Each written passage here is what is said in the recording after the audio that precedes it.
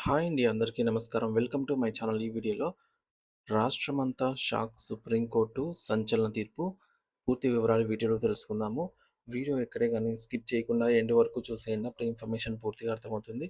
అలాగే వీడియో చూస్తున్న ప్రతి ఒక్కరు లైక్ చేయండి ఫ్రెండ్స్. ఈ వీడియోని తోటి మిత్రులతో షేర్ చేయండి. కొత్తగా మన ఛానల్ చూస్తున్న వారైతే సబ్స్క్రైబ్ చేసుకోవడం మర్చిపోకండి. సో ఫ్రెండ్స్ ఇక విషయానికొచ్చినట్లయితే ప్రభుత్వం మరియు ప్రభుత్వ రంగ సంస్థలైనటువంటి పబ్లిక్ సెక్టార్ అండర్‌టేకింగ్ పీఎస్‌యూస్ ఉద్యోగుల పదవీ విరమణకు సంబంధించి సుప్రీంకోర్టు వెలువరించిన ఒక కీలకమైన తీర్పు వివరాలే అండి ఈ వీడియోలో. సో, మరి ఆ తీర్పు వివరాలేంటిది చూద్దాము. సో, ముఖ్యంగా రాజీనామా మరియు విరమణ మధ్య చాలా వ్యత్యాసం అయితే ఉంది అంటున్నది ఈ తీర్పు.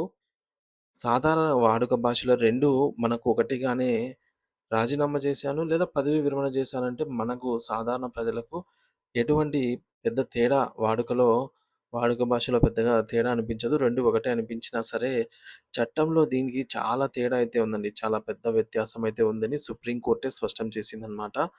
అయితే ఉద్యోగి ఏ పదాన్ని ఎంచుకుంటారో తను వీఆర్ఎస్ తీసుకుంటున్నప్పుడు రిటైర్మెంట్ అని మెన్షన్ చేస్తాడా? లేదంటే రిజిగ్నేషన్ అని ఆహ్, మెన్షన్ చేస్తారా? తన వాడుక భాషలో అంటే మనం ఒక లెటర్ ఇవ్వాల్సి ఉంటుంది గదా! సో, మనకు వీఆర్ఎస్ తీసుకున్న ఇటువంటి లేఖలో మనం మెన్షన్ చేసి ఈ వర్డ్‌కు ఎంతో ప్రాముఖ్యత అయితే ఉందండి. సో, చూడొచ్చు. ఉద్యోగి ఏ పదాన్ని ఎంచుకుంటారో అదే వారి భవిష్యత్తును నిర్ణయిస్తుందని చెప్పొచ్చు. భవిష్యత్ పెన్షన్ ప్రయోజనాలపైన ఆధారపడి ఉంటుంది. అంటే ఇప్పుడు ఒకవేళ స్వచ్ఛంద పదవీ విరమణ వీఆర్ఎస్ తీసుకుంటున్న వారు వాలంటరీ రిటైర్మెంట్ అప్పుడు ఒక ఉద్యోగి నిర్ణీత సర్వీస్ పూర్తి చేసిన తర్వాత స్వచ్ఛంద పదవీ విరమణ అంటే వీఆర్ఎస్ తీసుకుంటే వారికి రావాల్సిన పెన్షన్, గ్రాట్యుటీ అన్నీ గూడా రిటైర్మెంట్ బెనిఫిట్స్ సకాలంలో యథావిధిగా అందుతాయి.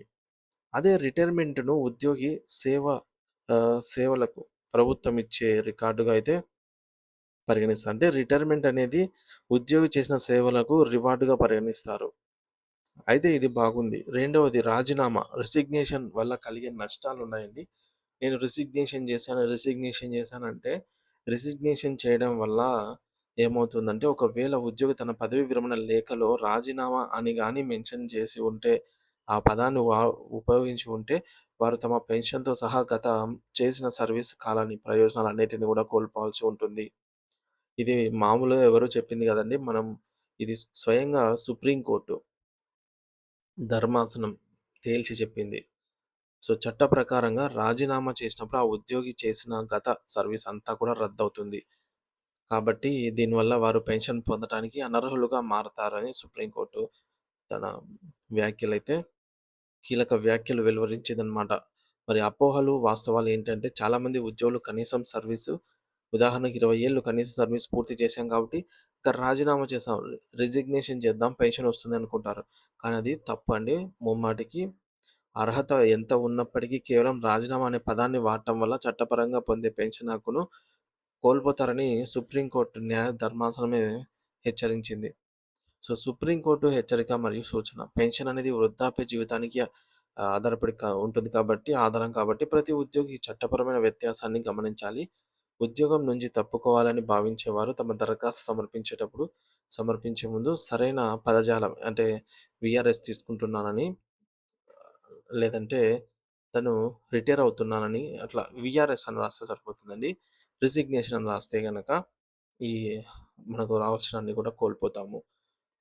అవసరమైతే నిపుణుల సలహా తీసుకోవడం ఉత్తమం. లేదంటే జీవితకాలం అంతా కష్టపడిన దానికి దక్కాల్సిన ఫలితం పెన్షన్ అనే ఒక చిన్న పద ప్రయోగం అంటే మనము మిస్టేక్ చేయడం వల్ల చేయి జారిపోయే ప్రమాదం అయితే ఉంది. సో, ఇది గమనించగలరు. సో, ఫ్రెండ్స్ ఈ వీడియోని తోటి మిత్రులతో షేర్ చేయండి. Thank you for watching this video.